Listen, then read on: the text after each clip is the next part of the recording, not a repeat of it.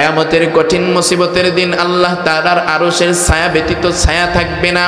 কিন্তু আল্লাহ তাআলা ওই আরশে আজিমের নিচে এমন 7 শ্রেণীর মানুষকে আল্লাহ তাআলা স্থান করে দিবেন।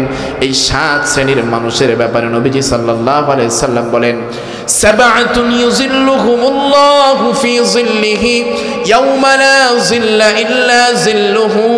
নবীজি বলেন কিয়ামতের ময়দানে 7 শ্রেণীর মানুষকে আল্লাহ তাআলা আরশে আজিমের নিচে স্থান করে দিবেন। এর মধ্য থেকে 1 নাম্বার হচ্ছে ওই মানুষ, নবীজি বলেন আল ইমামুল আদিল। 1 নাম্বার যাকে আল্লাহ তাআলা আরশে আজিমের নিচে ছায়া দিবেন, ইনি হচ্ছেন ওই ব্যক্তি যিনি আল ইমামুল আদিল, ন্যায় পরায়ণ বাদশা, ন্যায় পরায়ণ শাসক যিনি হবে, ন্যায় পরায়ণ সমাজ সেবক যিনি হবে। আল্লাহ রাব্বুল আলামিন কিয়ামতের কঠিন মুসিবতের দিন আরশের নিচে ছায়া দান করবেন। যিনি ন্যায় পরায়ণ বাদশা হবেন, ন্যায় পরায়ণ শাসক হবেন, ন্যায় পরায়ণ মেম্বার হবেন, ন্যায় পরায়ণ চেয়ারম্যান হবেন, ন্যায় পরায়ণ সমাজ সেবক হবেন, এমন গুণ যার অন্তরের মাঝে থাকবে, ওই ব্যক্তিকে আল্লাহ তাআলা কিয়ামতের ময়দানে আরশে আজিমের নিচে কি করবেন? স্থান করে দেবেন। ইবনে রজব হাম্বলি রাহমাতুল্লাহি আলাইহি তিনি হাদিসের হাফেজ ছিলেন। ইবনে রজব হাম্বলি রাহমাতুল্লাহি আলাইহি বলেন, দুনিয়ার মানুষেরা এই গুণটা শুধু ন্যায় পরায়ণ বাদশার জন্য নয়, দুনিয়ার মানুষেরা তোমার ভিতরে যদি এই গুণটা থাকে, দুনিয়ার প্রত্যেকটা মানুষই বাদশা, ছোট হোক বড় হোক, কিন্তু প্রত্যেকেই বাদশা। প্রত্যেকেই যদি তার প্রজার সাথে ভালো ব্যবহার করে, প্রজার অধিকারের ব্যাপারে আল্লাহকে ভয় করে, তাহলে ওই ব্যক্তিকেও আল্লাহ তাআলা আরশে আজিমের নিচে স্থান করে দিবেন। ভাইয়েরা আমার, আল্লাহ তাআলা আমাকে আপনাকে চোখ দিয়েছেন, হাত দিয়েছেন, পা দিয়েছেন। আমি আমার চোখের বাচ্চা, আমি আমার হাতের বাচ্চা, আমি আমার পায়ের বাচ্চা, আমি আমার অঙ্গ প্রত্যঙ্গের যৌবনের লজ্জাস্থানের বাচ্চা। নবীজি বলেন, এরকম ভাবে কোনো মানুষ যদি তার চোখের উপর জুলুম না করে, এরকম ভাবে যদি কোনো মানুষ তার হাত নামক প্রজার উপর যদি জুলুম না করে, এরকম ভাবে যদি কোনো মানুষ তার পা নামক প্রজার উপরে যদি জুলুম না করে, এরকম ভাবে যদি কোনো মানুষ তার লজ্জাস্থান নামক প্রজার উপরে জুলুম না করে ফেলে, তাহলে ওই ব্যক্তিটাকেও আরশে আজিমের নিচে আল্লাহ তাআলা স্থান করে দিবে। এই জন্য ভাইয়েরা আমার, ছোট হোক বড় হোক, আমরা প্রত্যেকেই বাদশা, প্রত্যেকেই রাজা। আমি আমার অঙ্গ প্রত্যঙ্গের, আপনি আপনার অঙ্গ প্রত্যঙ্গের বাদশা। আমি আপনি আমার অঙ্গ প্রত্যঙ্গের উপর যদি জুলুম করি, আল্লাহ তাআলার সামনে দাঁড়াতে হবে।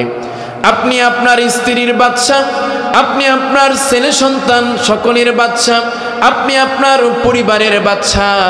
আপনার উপর যে আল্লাহ প্রদত্ত দায়িত্ব আছে, এই দায়িত্ব যদি আপনি সঠিকভাবে পালন করেন, আমার আল্লাহ তাআলা আপনাকে আরশে আজিমের নিচে স্থান করে দিবেন। আপনি সন্তানের বাদশা, সন্তানের যখন 7 বছর হয়ে যাবে, নবীজি বলেছেন সন্তানকে নামাজের তাগিদ দাও। এরপরে সন্তানের যখন 10 বছর বয়স হয়ে যাবে, সন্তানকে নামাজের তাগিদ দাও, নামাজ পড়ার জন্য মসজিদে নিয়ে আসো। আর যদি সে নামাজ না পড়ে, তাহলে তাকে প্রহার করো, আঘাত করো। কিন্তু আপনার সন্তান 15-16 বছর হয়ে গেছে, এখনো আপনার সন্তান আপনার কাছে ছোট, আপনি বাবা হিসাবে একজন ব্যর্থ বাবা, আল্লাহর আদালতে আপনার দাঁড়াতে হবে। কেমন আপনি আপনার প্রজার উপর জুলুম করছেন? আপনার যে দায়িত্ব ছিল সন্তানের উপর, সেই দায়িত্বতে আপনি অবহেলা করেছেন। এই জন্য ভাইয়েরা আমার, মেয়েটার ব্যাপারেও খোঁজ খবর নিতে হবে। মেয়ের যখন বয়স হয়ে যাবে, পর্দার আবৃত করতে হবে। মেয়েটাকে পর্দার সাথে এরকম ভাবে পরিবেশ গড়ে তুলতে হবে, স্ত্রীকে পর্দার সাথে রাখতে হবে। কারণ এই সবগুলোর থেকে যদি আপনি নিজেকে বিরত রাখেন, তাহলে আপনি আপনার পরিবারের উপর জুলুম করলেন, আপনি ন্যায়পরায়ণ ব্যক্তি হতে পারেন নাই। অতএব আপনাকেও আল্লাহর আরশের নিচে স্থান দেবে না। আর যদি দিতে পারেন, সকলের ব্যাপারে যদি সচেতন হয়ে আল্লাহর বিধান প্রয়োগ করে যেতে পারেন, আল্লাহ রাব্বুল আলামিন কিয়ামতের ময়দানে আরশে আজিমের নিচে স্থান করে দিবেন। এই জন্য ভাইয়েরা আমার, যুবক ভাইয়েরা আমার, দুই নম্বর আল্লাহ তাআলা যাদেরকে আরশে আজিমের নিচে স্থান করে দিবেন, নবীজি বলেন ওয়াশাবুন নাশাআ ফি ইবাদাতিল্লাহ। দুই নম্বর যাদেরকে আরশের ময়দানে আল্লাহর রাসূল বলেন ছায়া দান করবেন, এমন ওই যুবক যেই যুবক যৌবনকাল নিজের ইবাদতের মাধ্যমে কাটিয়েছিল, যেই যুবক যৌবনকাল ইবাদতের মাধ্যমে কাটাইছে, যেই যুবতী যৌবনকাল ইবাদতের মাধ্যমে কাটিয়েছিল, আমার আল্লাহ তাআলা ওই যুবক যুবতীকে এরকম ভাবে আরশে আজিমের নিচে স্থান করে দিবে। এই জন্য যুবক ভাইয়েরা আমার, যুবক বোনেরা আমার আল্লাহ তাআলার সবচেয়ে দামি উত্তম বিধান হলো নামাজ। যৌবনকালে নামাজ যদি কোনো মানুষ ছুটে যায়, তরক না করে ফেলে, নামাজ যদি আমলের সাথে সম্পৃক্ত করে নেই, বৃদ্ধ বয়সে তার নামাজ ছুটে যাওয়ার কোনো আশঙ্কা থাকে না। এই জন্য নবীজি এক হাদিসের মাঝে বলেন ইগতানিম খামসান ক্বাবলা খামসিন শাবাবাকা ক্বাবলা হারামিক ওয়া সিহহাতাকা ক্বাবলা সুকমিক ওয়া গিনাকা ক্বাবলা ফাকরিক। নবীজি বলেন উম্মতেরা পাঁচটা জিনিস আসার পূর্বে পাঁচ জিনিসের গনিমত মনে করো, পাঁচটা জিনিসকে। এর মধ্য থেকে একটা বিষয় হচ্ছে, ও মানুষ তুমি তোমার বার্ধক্যে উপনীত হওয়ার আগে তোমার যৌবনকে কাজে লাগাও। বার্ধক্য আসার পূর্বে তোমার কপালটাকে আল্লাহর সিজদার মাঝে লাগিয়ে দাও। ও মা ও বোন, তোমার বার্ধক্য আসার পূর্বেই তোমার নিজেকে আল্লাহ প্রদত্ত পর্দা নামক চাদর দিয়ে নিজেকে আবৃত করে রাখো। আল্লাহ রাব্বুল আলামিন তোমার জীবনটাকে পবিত্র করে দিবে। এই জন্য ভাইয়েরা আমার, যৌবনকালের সবচেয়ে দামি ইবাদত হচ্ছে নামাজ। এই নামাজ ব্যতীত কোনো মানুষ আল্লাহর সন্তুষ্টি অর্জন করতে পারবে না। নামাজ এত গুরুত্বপূর্ণ ইবাদত, যেই ইবাদতের হিসাব সর্বপ্রথম কিয়ামতের ময়দানে আল্লাহ তাআলা আমার আপনার কাছ থেকে নেবেন। নবীজি সাল্লাল্লাহু আলাইহি সাল্লাম বলেন আউয়ালু মা ইউহাসাবু বিহিল আবদু ইয়াউমাল কিয়ামাতিস সালাহ। কিয়ামতের ময়দানে বান্দার সর্বপ্রথম নামাজের হিসাব নেবেন। নামাজের হিসাব ব্যতীত কেউ পার পাবে না, নামাজের হিসাব ব্যতীত কেউ আল্লাহর কাছ থেকে পার পাবে না। এই জন্য ভাইয়েরা আমার, আজকে নামাজের যে পরিমাণ আল্লাহ তাআলা গুরুত্ব দিয়েছেন, এর চাইতে বেশি আমি আপনি অবহেলা করি। অথচ প্রত্যেকটা মানুষের নামাজের গুরুত্ব সবচাইতে বেশি দেওয়া দরকার। আজকে সন্তান কথা শুনে না, মা পেরেশান, সন্তান কথা শুনে না, বাবা পেরেশান, সমাজে উচ্ছৃঙ্খলা হয়ে গেছে, সমাজের মাঝে বিভিন্ন গাঁজা মদ ইয়াবা এগুলো ঢুকে গেছে, সমাজ সেবকরা অস্থির। এর একমাত্র কারণ হলো নামাজ ছুটে যাচ্ছে। সমাজে যদি পরিবার থেকে যদি এরকম নামাজের এরকম আমল জারি হয়ে যায়, ফ্যামিলির থেকে, পরিবার থেকে, সমাজ থেকে, রাষ্ট্র থেকে সর্বপ্রকার এরকমভাবে অন্যায় দূর হয়ে যাবে।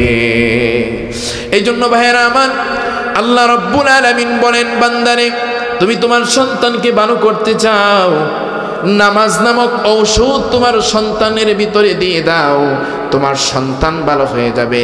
ও সমাজ সেবক, তুমি তোমার সমাজকে সুন্দর করতে চাও, নামাজ নামক ঔষধ তোমার সমাজে প্রতিষ্ঠিত করে দাও, তাহলে তোমার সমাজ সুন্দর হয়ে যাবে। ও রাষ্ট্রপ্রধান, তুমি যদি রাষ্ট্র থেকে তুমি যদি অন্যায় তুলে নিতে চাও, জুলুম তুলে নিতে চাও, সুদ তুলে নিতে চাও, ঘুষ যদি তুমি তুলে নিতে চাও, রাষ্ট্রীয়ভাবে যদি তুমি শান্তি কায়েম করতে চাও, রাষ্ট্রীয়ভাবে তুমি নামাজকে প্রতিষ্ঠিত করে ফেলো, নামাজ প্রতিষ্ঠিত করে ফেললে আল্লাহ রাব্বুল আলামিন এই রাষ্ট্রকে পরিপূর্ণ সুন্দর করে দিবেন। এই জন্য কি করতে হবে? নামাজ প্রয়োগ করতে হবে। প্রত্যেকের আমলের সাথে নামাজ যদি প্রয়োগ করি, আল্লাহ তাআলা সমস্ত ফাহিশা কাজ এমনিতেই বিরত করে দেবেন। এই জন্য আল্লাহ রাব্বুল আলামিন কোরআনে কারীমের মাঝে বলেন ইন্নাস সালাতা তানহা আনিল ফাহশাই ওয়াল মুনকার ওয়া লাযিকরুল্লাহি আকবার ওয়াল্লাহু ইয়ালামু মা ইয়াসনাউন। আমার আল্লাহ বলেন ইন্নাস সালাতা তানহা আনিল ফাহশাই ওয়াল মুনকার, নিশ্চয় মানুষ যদি নামাজ পড়ে, নিশ্চয়ই নামাজ মানুষকে ফাহেশা কাজ থেকে বিরত রাখবেই। কোনো মানুষ যদি জুয়া খেলে, চুরি করে, ডাকাতি করে, জিনা করে, সমস্ত প্রকার খারাপের সাথে সে সম্পৃক্ত, আল্লাহর কসম করে বলতে পারি ওই মানুষটা যদি আল্লাহর নামাজের সাথে যদি নিজেকে লুটিয়ে দেয়, বিলীন করে দেয়, সম্পৃক্ত করে নেয়, আমার আল্লাহ তাআলা এই নামাজের উসিলা করে তাকে দুনিয়ার সমস্ত গুনাহের কাছ থেকে বিরত রাখবে। এজন্য সমাজে যদি শান্তি চাই, পরিবারে যদি শান্তি চাই, আচ্ছা আপনারা বলুন তো, আপনারা কি চান আপনাদের পরিবারে শান্তি চান? আপনারা কি চান যে আপনাদের রিজিকটা প্রশস্ত হয়ে যাক? চান রিজিকের পেরেশানি দূর হয়ে যাক? চান? ভাইয়েরা আমার, এমন কোনো পৃথিবীতে মানুষ নেই যে মানুষটা রিজিকের পেরেশানি করে না। আছে এরকম? প্রত্যেকেই রিজিকের পেরেশানি প্রত্যেকের কি আছে। কিন্তু আমার আল্লাহ তাআলা এই নামাজ নামক গুণ যে ব্যক্তি অর্জন করবে, আমার আল্লাহ তাআলা ওই ব্যক্তির রিজিকের প্রশস্ততার জিম্মাদারি আমার আল্লাহ গ্রহণ করেছে। ও যুবক ভাইয়েরা আমার, পর্দার আড়ালের মা বোনেরা, রিজিকের পেরেশানি, নামাজ পড়ো ঠিক মতনে, নামাজকে নিজের আমলের সাথে সম্পৃক্ত করে নাও। ও মা, মেয়েটার বিয়ের সময় হয়ে গেছে, বিয়ে হচ্ছে না। যুবক ভাই, বিয়ের সময় হয়ে গেছে, রিজিকের পেরেশানি, চাকরি নাই, ব্যবসা বাণিজ্য নাই, মানুষ মেয়ে দিতে চায় না। ও যুবক ভাই, নামাজকে তোমার সঙ্গী করে নাও। আমার আল্লাহ ওয়াদা দিয়েছেন যারা নামাজ পড়বে আমার আল্লাহ তাআলা এমন স্থান থেকে তাকে রিজিক দান করবেন ওই ব্যক্তি কখনো কল্পনাও করতে পারবে না।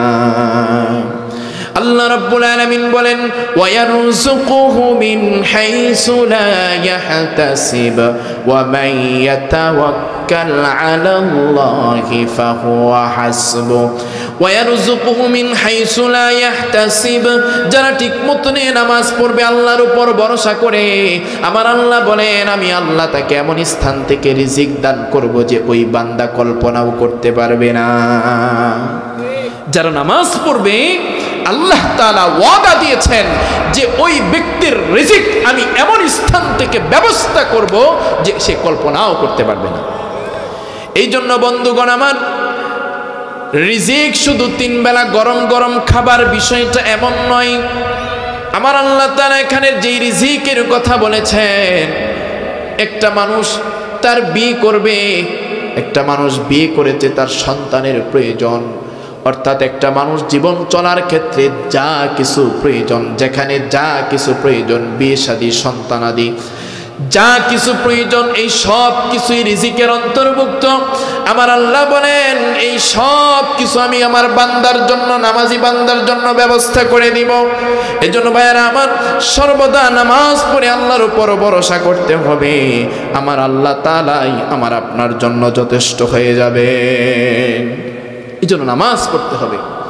আজকে যুবক ভাইয়েরা পেরেশান, রিজিকের পেরেশান, চাকরি করতে হবে, প্রবাসে যেতে হবে, পেরেশান। সর্ব অবস্থায় চেহারার মাঝে পেরেশানির একটা প্রভাব দেখা যায়। বলে পেরেশান, কি পেরেশান? চাকরি নাই, প্রবাসে যাইতে হবে। ও ভাই, তোমার এত পেরেশানি, তুমি একটা কাজ করো, আমার আল্লাহ তাআলা তোমার এই পেরেশানিকে দূর করে দিবে। বাহিরের রাষ্ট্রে আমার ভাই, আমার বাবা কষ্ট করতেছে, চাকরি নাই, অসহায় অবস্থায় বসে আছে। ও মা, তুমি ঘরের মাঝে বসে বসে নামাজ পড়ে তাহাজ্জুদের নামাজের মাধ্যমে তুমি তোমার স্বামীর জন্য, তুমি তোমার স্ত্রী, তুমি তোমার স্বামীর জন্য, ছেলের জন্য তুমি 2 চোখ দিয়ে অশ্রু ঝরে আল্লাহর কাছে চাও, আমার আল্লাহ তাআলা এই নামাজের বদৌলতে প্রবাসে তোমার স্বামী এবং সন্তান যারা আছে প্রত্যেকের রিজিককে প্রশস্ত করে দিবে। শর্ত হচ্ছে নামাজ। হুমা নামাজ, নামাজ ব্যতীত কোনো কারবার নেই। যার নামাজ নাই তার কিচ্ছু নেই, যার নামাজ নাই তার কিছু নেই। এই জন্য ভাইয়েরা আমার, হাদিসের মাঝে আসছে as-salatu imaduddin man aqamaha faqad aqama ad-din wa man hadamaha faqad hadama ad-din। নবীজি বলেন নামাজ হচ্ছে ধর্মের খুঁটি। যে ব্যক্তি নামাজ পড়লো সে যেন ধর্মটাকেই ঠিক রাখলো, আর যে ব্যক্তি নামাজ পড়লো না সে যেন ইসলাম ধর্মটাকেই বিনষ্ট করে দিল। এবার বলে বুঝে থাকলে বলুন, অনেকেই বলে থাকে নামাজ না পড়লেও ঈমান আছে। আছে না এমন কথা বলে না? আপনাদের এখানে নাই, আমাদের এখানে আছে। বলে নামাজ পড়ি না কি সে ঈমান আছে। নামাজ পড়ে চাইতে হবে কার কাছে? আমার আপনার রিজিকের মালিককে আওয়াজ করে বলুন। আমার আপনার হায়াতের মালিককে আওয়াজ করে বলুন। আমাকে আপনাকে সুস্থ রাখতেছেন কে? না পিশাব, না কোনো বড় ওলি আল্লাহ, কেউ না। সব কিছুর মালিক আল্লাহ। সব কিছু চাইতে হবে কার কাছে? আল্লাহর কাছে। এই কপাল দিয়েছেন কে? এই কপাল কার কুদরতি পায়ে লাগবে বলেন? আল্লাহর। এই কপাল দুনিয়ার কোনো বন্ড, দুনিয়ার কোনো প্রতারক, দুনিয়ার কোনো অলি পীর বুজুর্গের কদমে এই কপাল পবিত্র। এই কপালকে কখনো ঠেকানো যাবে না। আল্লাহর কসম করে বলতে পারি, আমার আপনার এই কপাল একমাত্র আল্লাহর জন্যই। আল্লাহ ব্যতীত যারা এই কপালটাকে দুনিয়ার কোনো মানুষের পায়ের নিচে লুটিয়ে দেয়, ওই ব্যক্তির জীবনটা দুনিয়াতেও জিল্লতি এবং আখিরাতেও তার জীবন জিল্লতির শিকার হবে। এই জন্য ভাইয়েরা আমার, সন্তান হয় না, সন্তান চাইবো কার কাছে? রিজিকের পেরেশানিতে আছি, রিজিক চাইবো কার কাছে? নাকি মাজারে, নাকি গুলাবশার মাজারে, নাকি অমুক পীর সাহেবের কাছে? এমন কোন পীর বাবার ক্ষমতা নাই, এমন কোন ওলি আউলিয়ার বুজুর্গর এমন কোন ক্ষমতা নাই যে আপনার রিজিক প্রশস্ত করে দিবে। এমন কোন ওলি আউলিয়ার এমন কোনো শক্তি নাই যে আপনার সন্তান আপনাকে দান করবে। সন্তান দেওয়ার মালিক কে? আল্লাহ। সব কিছুর মালিক আল্লাহ। এই জন্য ভাইয়েরা আমার, আমার আল্লাহ তাআলা ডাক দিয়ে বলে, বান্দারে তোমার কি প্রয়োজন আমি আল্লাহর কাছে চাও। ও বান্দা তুমি চাইতে দেরি, আমি আল্লাহ তোমার চাওয়াকে কবুল করতে দেরি না। আমার আল্লাহ তাআলা বলেন, ওয়া ক্বালা রাব্বুকুম উদউনি আস্তাজিব লাকুম। বান্দারে তোমার যা কিছু প্রয়োজন আমি আল্লাহর কাছে চাও। ওয়া ক্বালা রাব্বুকুম উদউ রাব্বুকুম, আমি আল্লাহর কাছে চাও। আল্লাহ তাআলা বলেন আস্তাজিব লাকুম, আমি আল্লাহ সাথে সাথে তোমার চাওয়াকে কবুল করে নিব। এই জন্য ভাইয়েরা আমার, ডাকতে হবে কাকে? ডাকতে হবে একমাত্র কাকে? নাকি কোনো পীর সাহেবকে? দুনিয়ার কোনো মানুষকে ডাকা যাবে না। ডাকার মালিক যিনি একমাত্র, তিনি হচ্ছেন আল্লাহ। এই জন্য ভাইয়েরা আমার, আল্লাহকে ডাকতে হবে, দিল দিয়ে ডাকতে হবে। মুখ দিয়ে ডাকলে হবে না, অন্তর দিয়ে ডাকতে হবে। অন্তরের ডাকি ভিন্ন। এই জন্য কবি বলেন, আল্লামা ইকবাল বলেছেন, দিল সে जो बात निकलती है, दिल से जो बात निकलती है, असर रखती है पर नहीं मगर ताकते परवाज रखती है। दिल থেকে যে কথা বের হয় সেটা প্রভাব বিস্তার করে, ডানা নেই কিন্তু ওড়ার ক্ষমতা রাখে। এই জন্য ভাইয়েরা আমার, মুখের থেকে অন্তরের ভাষাই ভিন্ন। আপনি দুই চোখ বন্ধ করে মাথাটা নুয়ে মসজিদে মাগরিবের আগ মুহূর্তে আল্লাহর দিকে তাওয়াজু হয়ে অন্তর দিয়ে বলেন, আয় আল্লাহ, আয় আমার রব, আমি কি করি সব কিছু তুমি দেখো, জানো। আয় আল্লাহ, আমার গুনাহের কথা যদি তুমি সমাজের মানুষের কাছে প্রকাশ করে দাও গো মাওলা। আয় আল্লাহ, সমাজে আমার বাবা আমাকে সন্তান বলে পরিচয় দিবে না। আয় আল্লাহ তাআলা, আমার সব কিছু তুমি দেখো। আয় আল্লাহ, আমার গুনাহের কথা যদি সমাজে তুমি প্রকাশ করে দাও, সমাজের মানুষ আমাকে পরিচয় দিবে না, সমাজের মানুষ আমাকে রাখবে না গো আল্লাহ। আয় আল্লাহ, তুমি সব কিছু গোপন করে রেখেছো আমার আল্লাহ। রব্বুল আলামিন তুমি আমার সব কিছু গোপন করে রেখেছো। আয় আল্লাহ তুমি আমার রিজিককে প্রশস্ত করে দাও। আয় আল্লাহ তুমি আমাকে সন্তান দাও। আয় আল্লাহ তুমি আমাকে আমার জরুরত হাজত পূরণ করে দাও। আল্লাহর কসম করে বলতে পারি, একদিন না, 2 দিন না, 3 দিন, এইটা যদি আপনি আমলের সাথে সম্পৃক্ত করে নিতে পারে, আমার আল্লাহ ওয়াদা দিয়েছেন, আমার আল্লাহ আমার আপনার ডাককে অবশ্যই শুনবে। আমার আল্লাহ, আমি আপনি যতই আল্লাহকে ডাকবো ততই আমার আল্লাহ খুশি হয়ে যান, আমার আল্লাহ দেওয়ার জন্য প্রস্তুত হয়ে যায়। ভাইরা আমার, দুনিয়ার ক্ষেত্রে যদি কোনো মানুষ একজন আরেকজনের কাছে বারবার যায়, সে নারাজ হয়ে যায়, বিরক্ত বোধ করে। চেয়ারম্যানের কাছে, মেম্বারের কাছে, প্রশাসনের কাছে সহযোগিতার জন্য যদি যাওয়া হয়, একবার, 2 বার, 3 বার গেলে নারাজ হয়ে যায়। কিন্তু আমার আল্লাহ এমন এক আল্লাহ, আমার রব এমন এক দয়ার রব, এমন এক মায়ার রব, আর কেউ নাই। ও ভাইরা আমার, পর্দার আড়ালের মা, দুনিয়ার মাঝে আমার আপনার জন্য সবচাইতে আপন যিনি, তিনি হচ্ছেন আমার আল্লাহ। সবচাইতে আপন কে? এই জন্য ভাইরা আমার, দিল থেকে, অন্তর দিয়ে আওয়াজ করে বলুন, সবচাইতে আমার আপনার জন্য আপন কে? আল্লাহ। আল্লাহ আমার আপনার জন্য সবচাইতে বড় আপন। এই জন্য ভাইরা আমার, আমি আপনি যদি আমার আপনার জরুরতের কথা আল্লাহকে বলতে পারি, আমার আল্লাহ আমার আপনার জরুরতকে অবশ্যই পূরণ করে দিবে। এই জন্য ভাইয়েরা আমার, আল্লাহ রাব্বুল আলামিন বলছিলাম, কিয়ামতের কঠিন মুসিবতের দিন, যেদিন আল্লাহ তাআলার সামনে হিসাব দিয়ে যেতে হবে, আল্লাহর সামনে হিসাব না দিয়ে কেউ পার পাবে না।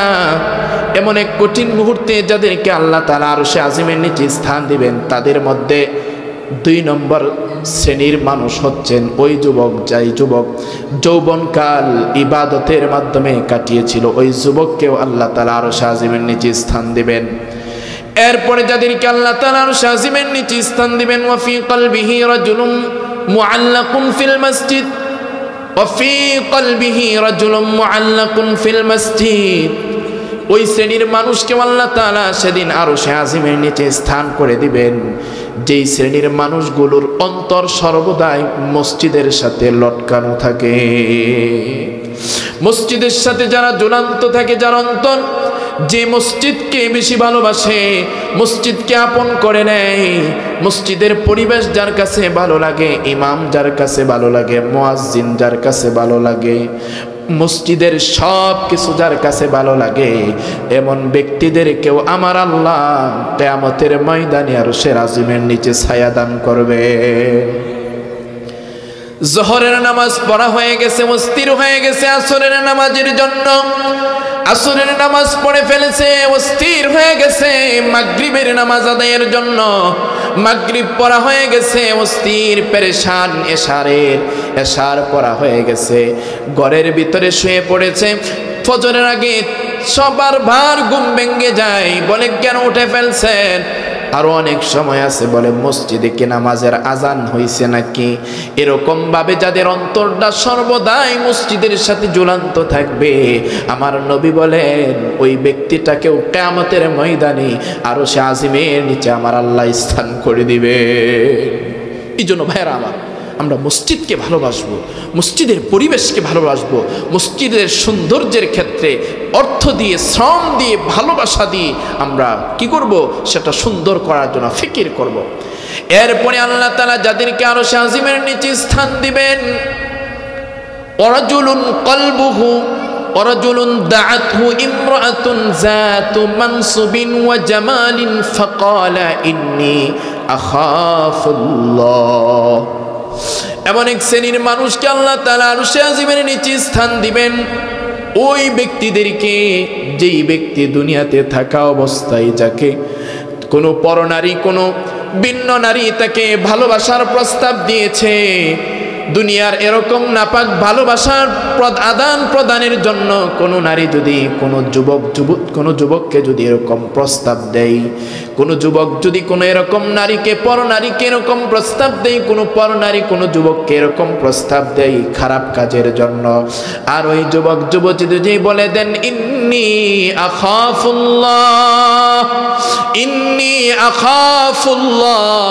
আমি আমার রবকে সবচেয়ে বেশি ভয় করি, আমি দুনিয়ার এই নাপাক ভালোবাসা আদান প্রদানের মাঝে আমি রাজি নাই। এমন দুনিয়ার এরকম নাপাক ভালোবাসার থেকে যে যুবক যুবতী তার অন্তরকে পবিত্র রাখবে একমাত্র আল্লাহর সন্তুষ্টির জন্য, আমার আল্লাহ তাআলা বলেন ওদেরকেও আরশে আজিমের নিচে স্থান করে দেবেন। এরপরে আল্লাহ তাআলা যাদেরকে আরশে আজিমের নিচে স্থান দিবেন, রাজুলানি তাহাব্বা ফিল্লাহি ওয়া তাফাররাকা আলাইহি, ওই দুই ব্যক্তিকে আল্লাহ তাআলা আরশে আজিমের নিচে স্থান দিবেন, যেই দুইজন মানুষ একে অপরকে বন্ধু ভালোবাসার সাথে সম্পৃক্ত রাখে, বন্ধু বলে ডাকে, বন্ধু বলে ডাকে, ভাই বলে ডাকে, একে অপরের সাথে সম্পর্ক রাখে, এই সম্পর্ক ভালোবাসা সব কিছু আল্লাহর জন্য। এরকম একে অপরকে যারা আল্লাহর জন্য ভালোবাসবে, মসজিদে নামাজের জন্য যারা ডাকবে, নেক কাজে ডাকবে, এই কম ভালো কাজের জন্য যারা একে অপরের সাথে মহব্বত রাখবে, আমার আল্লাহ তাআলা এমন ব্যক্তিদেরকেও আরশে আজিমের নিচে স্থান দান করবে। আবার ওই শ্রেণীর মানুষদেরকেও আল্লাহ তাআলা আরশে আজিমের নিচে স্থান দিবেন, একে অপরের সাথে সূত্রতা পোষণ করে একমাত্র আল্লাহর সন্তুষ্টির জন্য। এই গুণ যাদের অন্তরের মাঝে থাকবে, আমার আল্লাহ তাআলা তাদেরকে আরশে আজিমের নিচে স্থান দান করবেন। যেরকম ভাবে এই যে আজকে মানব কল্যাণ এই উদ্যোগে মাহফিল হচ্ছে, এখানে যে সমস্ত সদস্য আছে, যে সমস্ত আল্লাহর প্রিয় বান্দারা আছে, এরা সকলে এই কাজটা কার উদ্দেশ্যে করছেন? সকলেই বলুন, আল্লাহর উদ্দেশ্যে এই কাজটা করছেন। এই যে তারা আল্লাহর সন্তুষ্টির জন্য এরকম মানব সেবা করছে, এরকম দ্বীনি কাজ করছে, সহযোগিতা করছে, এখানে সকলেই যেরকম মিলেমিশে আছে, আমার নবী বলেন এরকম দ্বীনি কাজে যারা একে অপরের সহযোগী হবে, এই শ্রেণীর মানুষগুলোকেও আমার আল্লাহ আরশে আজিমের নিচে স্থান দান করবে। এই জন্য প্রতিটি সমাজে এরকম সচেতন যুবক, আল্লাহর প্রিয় যুবক, তারা এরকম ভাবে সমাজ সেবক হিসাবে এরকম মানুষের সেবামূলক কাজ করার জন্য এরকম প্রত্যেকটা সংগঠন সেবামূলক এরকম প্রত্যেকটা গ্রামে গ্রামে হওয়া দরকার, ঠিক কিনা বলেন? এই জন্য যুবক ভাইয়েরা আমার, কয়েকজন যুবক ভাইয়ের সাথে কথা হলো, ইমাম সাহেব পরিচয় করে দিচ্ছিলেন, হুজুর ওনারা সকলেই এই মাহফিলের জন্য মেহনত করছে, এই সুন্দর কাজ করার পিছনে ওনাদের অনেক অবদান, প্রবাসীদের অবদান। আমার তখন একটা হাদিস মনে পড়ে গেছে, ইসলামের দৃষ্টিকোণ থেকে যুবকদেরকে আমার আল্লাহ তাআলা, আমার রাসূল এত সম্মান করতেন, এত ভালোবাসতেন। নবীজি সাল্লাল্লাহু আলাইহি সাল্লাম একবার এরকম ভাবে বসে বয়ান করছেন, আরেকজন যুবক সে আসছে, আসার পর সে কোনো জায়গা পাচ্ছে না। সাহাবীর নাম হচ্ছেন জারির, চাঁদের মতো চেহারা জারিরের, দাঁড়িয়ে আছে জায়গা না পেয়ে। আমার রাসূল তার শরীর থেকে এরকম চাদরটা জারিরের কাছে ফিক্কা দিয়ে বললেন, জারির নাও, তুমি এটা বিছিয়ে তুমি এখানে বসো। রাসূলের চাদর একজন যুবককে আল্লাহর রাসূল এরকম ভাবে নিজের গায়ে থেকে এরকম ফিক্কা দিয়ে বললেন, তুমি বসো জারির। কতটুকু মহাব্বত, কতটুকু ভালোবাসা থাকলে আমার রাসূল এই কাজ করেন? রাসূলের চাদর, এটা কি কোনো মানুষ, দুনিয়ার কোনো মানুষ বসতে পারে? কখনোই বসতে পারে না। ইয়া রাসূলুল্লাহ আকরামাকাল্লাহু কামা আকরামতানি ইয়া রাসূলুল্লাহ, ইয়া রাসূলুল্লাহ আপনার এই এত দামি চাদর দুনিয়ার কোনো মানুষ বসতে পারে না। ইয়া রাসূলুল্লাহ আপনার সম্মান আমার আল্লাহ তাআলা আরো আরো অনেক বৃদ্ধি করে দেন। এটা যুবকের মর্যাদা। বিভিন্ন যুদ্ধের ঘটনা আমরা শুনেছি। রাসূলকে আঘাত করার জন্য আসছে যুবক সাহাবাই কেরাম রাসূলের চতুর্দিকে এরকম ডানা হিসাবে, এরকম দেওয়াল হিসাবে তারা এরকম রাসূলকে ভালোবাসার চাদরে আবৃত করে রেখেছেন। রাসূলের গায়ে কোনো আঘাত করতে দেন নাই। সাহাবাই কেরামদের শরীর ক্ষত বিক্ষত হয়ে গেছে, কিন্তু তারপরেও আমার রাসূলের গায়ে একটা আঘাত একটা হতে দেন নাই। এই জন্য ইসলামের দৃষ্টিতে, শরীয়ত ইসলামের দৃষ্টিতে যুবকদের অনেক কদর, অনেক মূল্যায়ন। অত্র এলাকার মুরব্বীদেরকে আমি বলবো, সম্মানিত অভিভাবকদেরকে আমি অনুরোধ করব, আপনারা এই সমস্ত সন্তানদের কদর করবেন। এরা আদর্শবান সন্তান, এরা পারত দুনিয়ার একটা সংগঠন করে এরকম বিভিন্ন নর্তকীদেরকে এনে কি করতে পারতো, গান বাদ্য তারা এটা করতে পারত, কিন্তু তারা এটা করে নাই। তারা যেই কাজ করলে এই অত্র এলাকার কবরবাসীর রুহের মাগফিরাত কামনা হবে, যেটার উসিলায় আপনাদের আব্বু আম্মু পাড়া প্রতিবেশী কবরে শুয়ে আছে তাদের রুহ শান্তি পাবে, সেই কাজ এই যুবকরা করেছে। এই জন্য তাদেরকে কদর করতে হবে, তাদেরকে শ্রদ্ধা করতে হবে, সম্মান করতে হবে। আর যুবক ভাইয়েরাও যখন যে কোনো কাজই করুক না কেন, এলাকার মুরব্বী, সম্মানিত মুরব্বীদের কাছ থেকে পরামর্শের মাধ্যমে তারাও এই দ্বীনি কাজগুলো করবে। দুজনের সমন্বয়ে যখন এই কাজটা হবে, তখন এই কাজের আলো গোটা পৃথিবীতে ছড়িয়ে পড়বে, এই কাজের নূর সকলেই পাবে, এই কাজের আলোতে প্রত্যেকের ঘরে আলোকিত হয়ে যাবে, প্রত্যেকটা এলাকার যুবক আলোকিত হয়ে যাবে, প্রত্যেকটা ঘরেই এর আলো ছড়িয়ে পড়বে যদি উভয় সম্মিলিত কি করে, পরামর্শের মাধ্যমে এই কাজটা করে। আল্লাহ তাআলা এই মানব কল্যাণ এই সংগঠনকে আল্লাহ তাআলা কবুল করেন, এক সকলে বলেন আমিন। ভাইরা আমার, বলছিলাম 7 শ্রেণীর মানুষকে আল্লাহ তাআলা আরশে আজিমের নিচে স্থান দিবেন। এর মধ্য থেকে এক শ্রেণীর মানুষ হচ্ছেন, নবীজি বলেন, ওয়ারাজুলুন তাসাদ্দাকা বিসাদাকাতিন ফাআখফাহা হাত্তা লা তা'লামু ইয়ামিনুহু মা তুনফিকু শিমালুহু। ওই মানুষকে আল্লাহ তাআলা আরশে আজিমের নিচে স্থান দিবেন যারা দুনিয়াতে থাকা অবস্থায় যার ডান হাত দান করেছে আল্লাহর রাস্তায়, বাম হাত জানে না। যার ডান হাত দান করেছে, বাম হাত জানে না, এমন ব্যক্তিদেরকেও আল্লাহ তাআলা আরশে আজিমের নিচে কি করবেন, স্থান দিবেন। এরপরে 7 নম্বর নবীজি বলছেন, ওয়ারাজুলুন যাকারাল্লাহু খালিয়ান ফাফাদাত আইনা। আমার আল্লাহ তাআলা ওই শ্রেণীর মানুষদেরকেও আল্লাহ তাআলা আরশে আজিমের নিচে স্থান করে দিবেন। ওই ব্যক্তি, যেই ব্যক্তি একা একা আমার আল্লাহ তাআলার নাম স্মরণ করেছে আর আল্লাহর ভয়ে তার 2 চোখ দিয়ে এরকম পানি ঝরছে, এমন ব্যক্তিদেরকেও আমার আল্লাহ আরশে আজিমের নিচে স্থান করে দেবেন। আল্লাহ তাআলার নাম জপছে আর নিজের গুনাহের কথা স্মরণ করে আল্লাহ তাআলার কাছে মাগফিরাত কামনা করছে, আমার আল্লাহ ওই মানুষদেরকেও এরকম ভাবে আরশে আজিমের নিচে স্থান করে দিবে।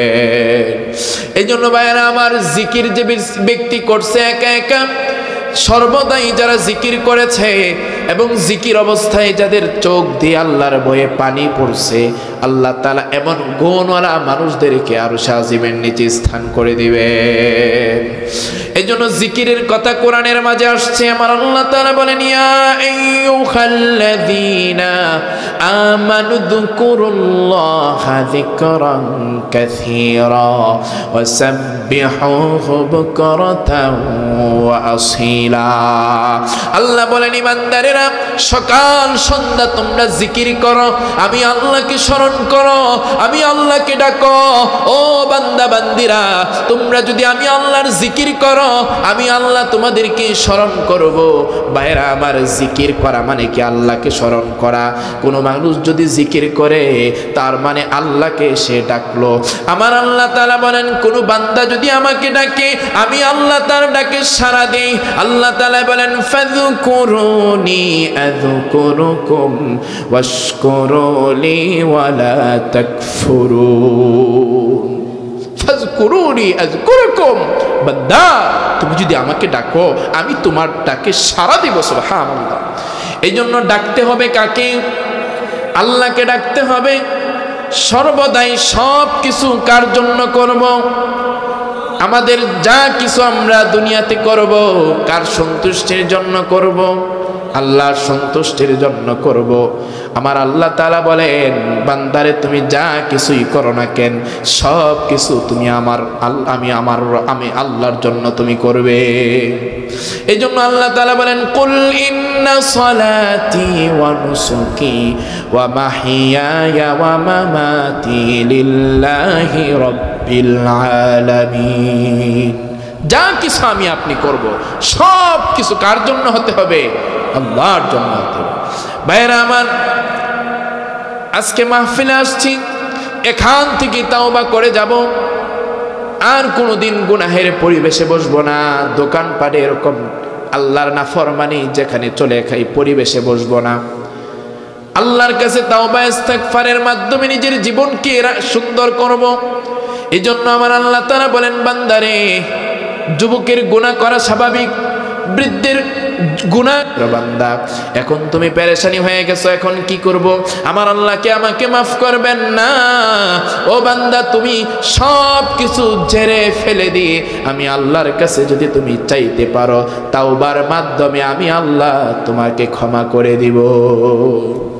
আল্লাহ তাআলা বলেন, কুল ইয়া ইবাদিয়াল্লাযীনা আসরাফু আলা আনফুসিহিম লা তাকনাতু মির রাহমাতিল্লাহ ইন্নাল্লাহা ইয়াগফিরুয যুনুবা জামিআ ইন্নাহু হুয়াল গফুরুর রহিম।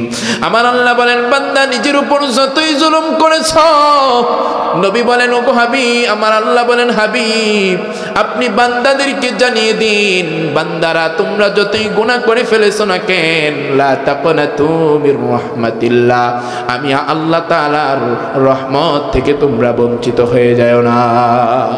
গুনাহ করেছো, তাওবা করো, আল্লাহ মাফ করে দিবেন। আল্লাহ মাফ করে দিবেন, এটা আল্লাহ তাআলা ওয়াদা দিয়েছেন। এই জন্য যুবক ভাইয়েরা আমার, আমাদের যত পেরেশানি আছে, যা কিছু প্রয়োজন সব কিছু চাইবো কার কাছে? আল্লাহর কাছে চাইব। আর দ্বীনি কাজে আমরা বেশি বেশি করে সহযোগিতা করব। আজকের এই মানব কল্যাণ এর মাহফিলের পিছনে যাদের অবদান বুলার মতো নয়, অনেক প্রবাসে অনেক ভাইয়েরা আছেন অত্র এলাকার, আল্লাহ তাআলা ভাইদের ওখানে ভাইদের রিজিকদের মাঝে আল্লাহ তাআলা বরকত দান করুন।